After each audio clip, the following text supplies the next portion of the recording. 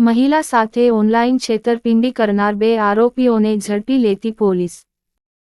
ભાવનગરના કાળિયાબીડ વિસ્તારમાં રહેતી ભાવનાબેન નિરંજકુમાર જોશી સાથે નોવા ફેબ્રિક્સ નામની કંપનીનું નામ બતાવી કાપડના ઓર્ડર માટે 17,150 રૂપિયા લઈ ઓનલાઈન છેતરપિંડી આચરવામાં આવી હતી, જે અંગેની ફરિયાદ સાયબર ક્રાઇમમાં નોંધાવતા તેની સાથે પોલીસે આરોપી ચિરાગ હરેશભાઈ સરવૈયા અને ગોપાલ સંગ્રામભાઈ મકવાણાને ઝડપી લઈ કાયદેસરની કાર્યવાહી કરવામાં આવી।